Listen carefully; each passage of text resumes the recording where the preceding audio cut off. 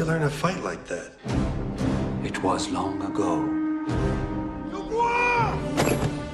On the run from the law. Check the cargo! He's here somewhere! Move it! Captured by gun runners. A stowaway. You work for us. Put him in chains. Who the hell is that? What's your name, son? Christopher Dubois. Mine's Dobbs. Your Dobbs. Hurry it up, lads. Sold into slavery. Chris Dubois, the United States of America, the best fighter I've ever seen. Be ready at all times.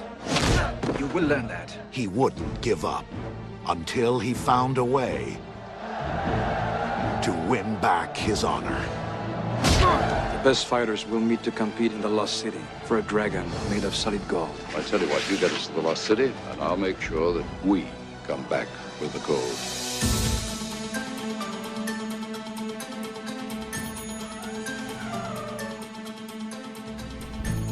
So I am not the kind of guy to poo-poo the concept of a star jumping into the director's chair. Sure. Like, depending on who you are and who you've worked with, you know, if you've spent your 20s and 30s on different movie sets, working with different directors, watching them do different things, yep. Especially with Jean-Claude Van Damme doing dozens and dozens, if not hundreds, of action scenes, yeah, you'd think he could pick up something. So I'm not going to like immediately go, okay, he's going to direct now? Is that like... Yeah. Especially like these action movies. Jackie Chan directed a lot of movies. Drunken Master 2 is arguably one of the best martial arts movies ever made. Yep. So I'm not going to dismiss it on its face. Yep.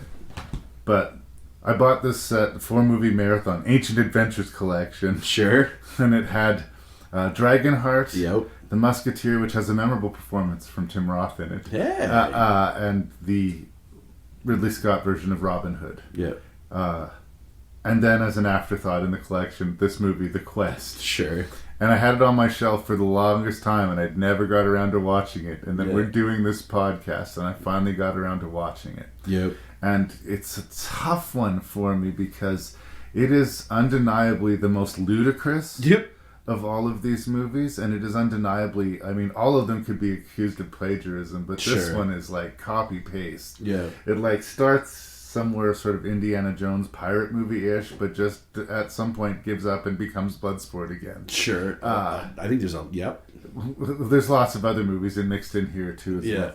But it's amazing how it's going everywhere at once and nowhere all at the same time. Like it's a hypnotizing movie to watch in a lot of ways because like it keeps on redefining what it is. It's got this weird stream of conscience. It's like Jean-Claude was thinking, and then this will happen, and the audiences will like that, and then this will happen, and that'll make them laugh, and then this will happen, and that. But there's no through line story. There's no sort of congruity to the movie. Continuity? Like it's the continuity. Like it's just this scene, and this is what's happening now. Yeah. And like, it is unintentionally hilarious at times. It is boring at times. Yep. It's got really terrible dubbing. James Remar is a really good actor, but his entire performance seems like it's been slapped over top with new dialogue. He has no reason to be there. Yeah. Well, yeah. What is his purpose in the movie when all is said and done? To like support Van Damme and yell. But scene to scene, you can ask that question. What's the purpose of the whole opening act of the movie with him on stilts and hanging out with these like Dickensian orphans who all get gunned down by mobsters? I know. And then Jean-Claude runs away, and you kind of wait for that scene where he goes back there and avenges that. No, we're in a different movie now. Now he's on a pirate ship. Mutiny on the Bounty. And then there's a mutiny on the ship. And then he meets James Bond. And then he meets James Remar. And then he's in some tournament for some reason. Yeah. And nothing that happens before or after any other scene seems to matter or make sense. Yeah. But my face hurt from laughing after I was watching this movie. Like, I was like, wow. Yeah. Like, there's a lot to take in with this movie.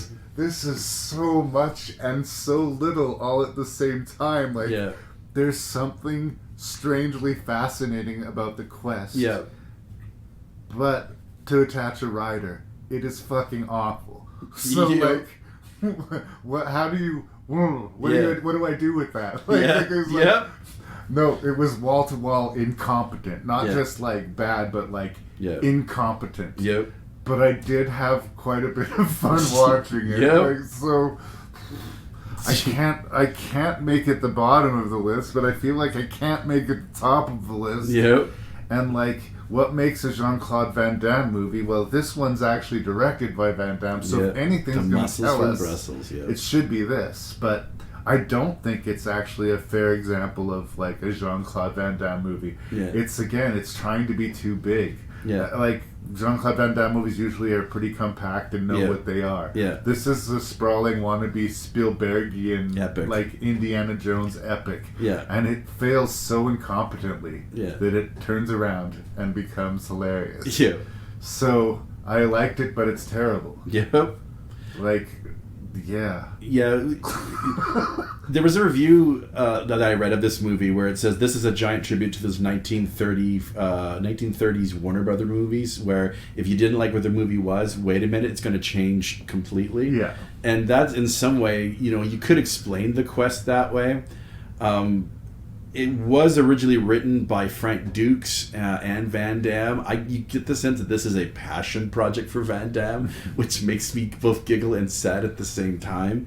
And again, Van Damme and Dukes in a room writing a screenplay. Like, which of the two of them were more full of shit in a given scene, right? Yeah. Like, there's a great book by the great stuntman Stephen Lambert. He was the main stunt coordinator on this movie, and he talks about The Quest.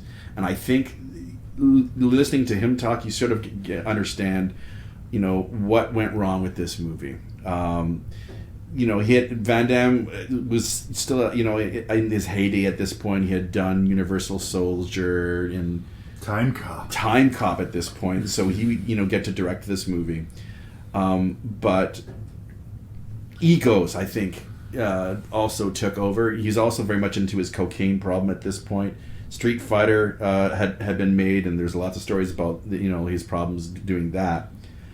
But Lambert talks about how, especially with the latter half of the movie, because you've got a lot of classic action stuntmen in here. Once again, Peter Mallotta is in there. Winston Ellis, he had a small part in The Dark Knight. Kitao Koji is the sumo wrestler. He's also in Street Fighter. Action staple Abdel Quisi, he's the Mongolian bad guy. He was also the main villain in Lionheart. Like, there's a whole slew of these stunt action kung fu guys that continuously work with Van Damme. But Lambert before that, the action sequences aren't really all that. Like, well, see, that's the problem. Lambert talks about how Van Damme had promised all of these guys, a scene where they would get to fight Van Damme, but when it came down to scheduling and shooting, there wasn't going to be enough. Like, these other actors, stunt people had to fight each other.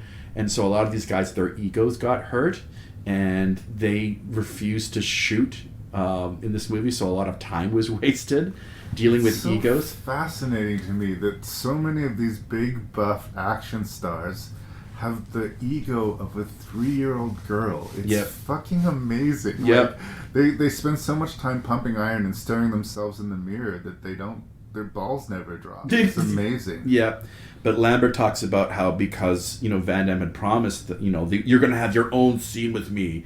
This one actor, I think it was, I don't know, I can't remember which one right now. There's a great podcast called The Vikings where Lambert, talks about this story where this guy refused to go down fighting Van Damme. He says, he can kick me and everything, but I'm not going to go down and officially lose. And so they had to convince this guy to actually fall after Van Damme, So these are the petty fights that he was trying to deal with. Yeah. On top of, being the middle of a fairly large overstuffed production. Yeah. Because it looks like they did have a budget. Oh, yeah. It's not that they didn't put money into it. Yeah.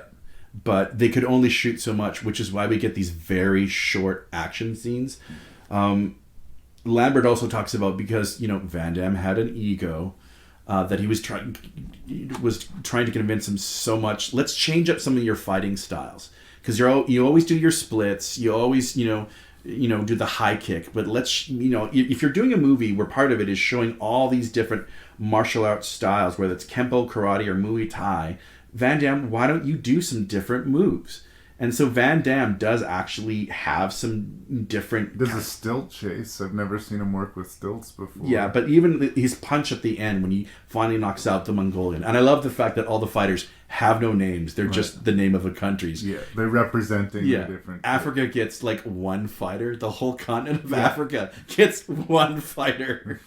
I love People that. Get and confused about continent and country a lot in these types of movies. I know, and it makes me go, but then I go, it's the quest. I love the Charles Dickens-esque story in the first arc of this movie. Bizarre. It's crazy. It's fucking crazy. And we're not talking 2 or 3 kids. We're like saying 30 to 50. Yep. Of these little street urchins mowed down by Tommy guns. Yep. In the first 10 minutes, unanswered by the movie. And this is supposed to be like a PG-13, you know, teenager. Like by winning the not blood sport competition at the end, has he done anything to avenge those kids? No. And we get one line. And I came back to America. And I took care of the children. Yeah, that was obviously a scene that they couldn't afford to shoot. But like, and by take care of the children, what does that mean? Bury them? Because weren't they all killed? Like, again, like this is not just a loose thread of the screenplay. This is like the setup. This is the first act. Yeah, with some very awful old age makeup, and like Van Damme does this. Oh yeah, I'd forgotten that we start with him as the old man, which is also hilarious. Yeah, and he takes out the guys who were trying to rob the bartender. Yeah. Should we talk about Roger Moore? Oh, we do. I'm not going to be a Roger Moore defender here. Like, he does everything but actually hold his nose. Like, I can tell he hates this movie and everybody in it, and that it's just a paycheck. It's on his face. Yeah. Over and above that, a lot of the scenes feel like they're shot separately. It's like they did all of his shooting as much as they could in one day, and like it's sort of like the Hudson Hawk thing where Bruce Willis refused to direct with the cast. Like they had a stand-in do all the dialogue scenes, and then he would just show up for the close-ups and stuff like that. Like he's being this prima donna bitch because he's way above this production. Yeah. But if you're gonna take their money, fucking do some work. Show up a little bit. Which is strange for Hudson Hawk because that was a passion project for Bruce Willis. Yeah, but again, ego taking over. Yeah. But like, you don't have to love every movie you're in necessarily. If someone hires you to be in the movie and you're gonna take their check, do the work. Yeah. Do what they're asking you to do. Don't just be a fucking asshole. Yeah. And from what I've heard from behind the scenes and from what I see on camera,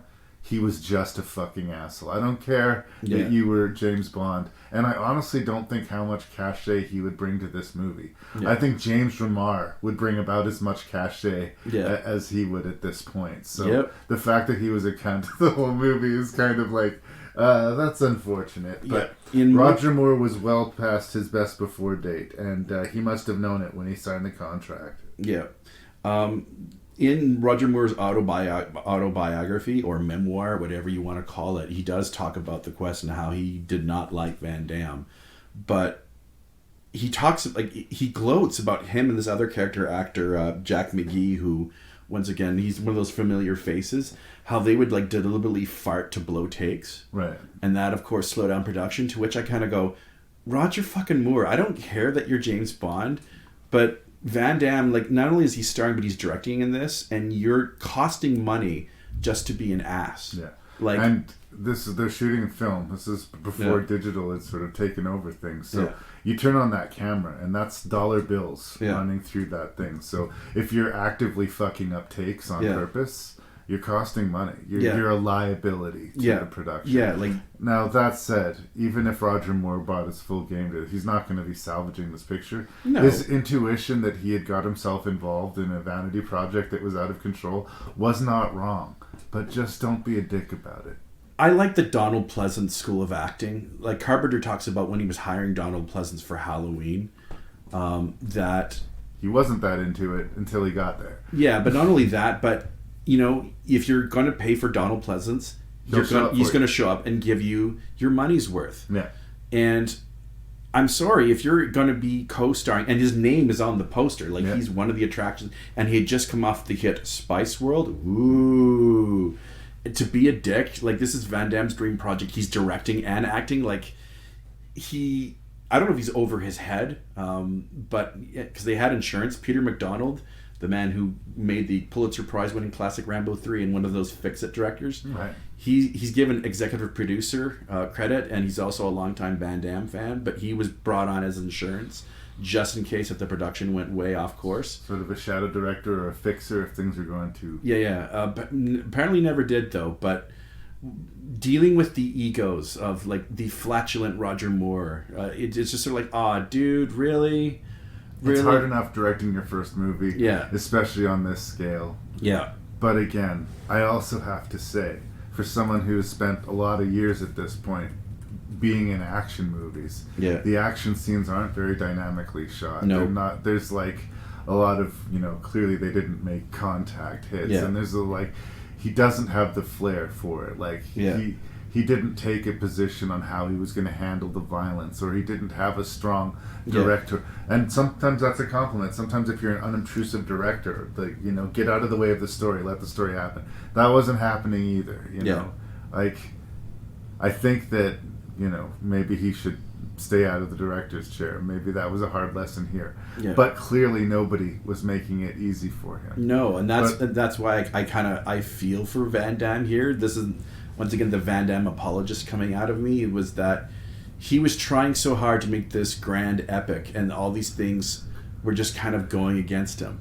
Especially, the testosterone ego of all these other guys, where that was your bread and butter. Like, here's a chance to show, elongated action sequences of Muay Thai or whatever kind of martial arts is on display, and it's so shortened that you're like, dude. Even the Mongolian villain who comes like halfway through the movie, like we have very little time to show that he's evil. Like, yes, he killed because we set up a different adversary for the first 20 minutes of the movie. Yeah. That's my whole point. Like, it just jumps to a different movie every 20 minutes or so. Yeah. And abandons what it was. Yeah. And like, maybe that would have been cool or edgy. I don't know, like when they were writing it. But Yeah. I mean, yes, you're good at doing martial arts. Yes, you're a very physically handsome human being. Yeah. You were not put on this earth to write screenplays. Yeah. And you were not put on this earth to direct movies, clearly. Yeah. Stick to your skill set. Yeah. And he got to try it, and he did. But I have to say, even if everything you said was, I believe is true, but even if everybody was working for him, I really believe with that script and with his, quote, directorial style, this thing was stillborn. There was no version in which the quest was going to blow anybody away. Which is I really believe that. No, you're probably absolutely right. Which is hilarious on this little note. Do you remember when like trials were like really big on TV, like the O.J. Simpson trial? That started it, and then it was all high profile, especially if there's a celebrity involved. Yeah, well, one of those famous trials from the 90s was the Frank Dukes lawsuit of Dukes trying to sue Van Damme for screenwriting credit.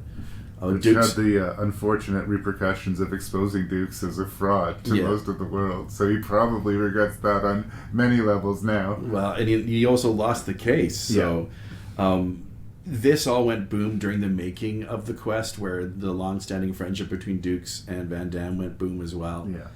I get the point where I think Van Damme was over his head with a lot of things. I probably unable to admit it, right? Yeah.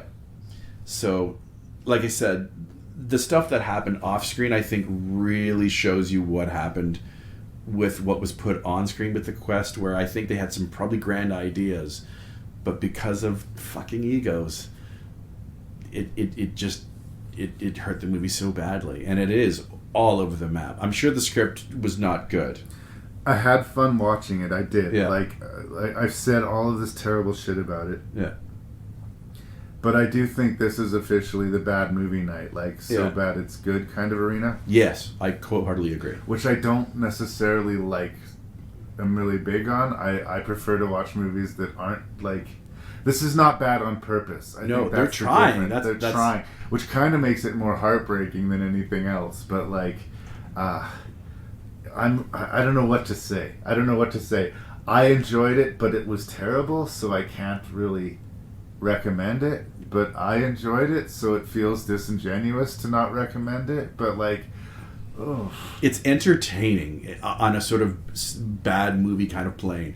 I do want to shout out James Remar. Yeah. He tries, who is going to be for this film, the Jerry Award winner, because this is a dude that is also a character actor who's been in so many movies. Originally, he was cast in Hicks as Aliens. Yeah, that's got a sting. Yeah, well, don't do cocaine, kids. Yeah. He worked with Walter Harrell a whole bunch. He's in The Warriors, Last Man Standing. I don't think he's a bad actor. I don't think this movie he comes off really well. But again, it's terrible. Something weird about the dubbing in the movie. Like, obviously, most of the dialogue was redone in the studio, but not very professionally, not very cleanly. It just seems just off somehow. And that's not just him. That happens with a lot of the actors. But I do think it's the thing that takes his performance down, because I've never seen him come off so insincere in anything. But, he's trying. That's all I can say. Yeah. He's trying. And a lot of them weren't. Like, Roger Moore wasn't. No, he was not. So, kudos to James Remar. I think it's always good to see him. Yeah. Do you remember The Boy Next Door, Larry? I don't. It's a sex comedy from the early 2000s with Elisa Cuthbert. I might have missed that. That's okay. I feel embarrassed for saying that out loud. Anyways, he's in that too. It's always good to see James Remar. I always thought he should have a bigger career. But he's once again one of those actors that just... You see his face and go, oh, Tales from the Dark Side, the movie. James Remar. Well, and again, I do think, again, for specific people of specific tastes, either Jean-Claude Van Damme apologists or bad movie night enthusiasts, maybe. But for everyone else, and by everyone else I mean most people, you can skip the quest. Yes.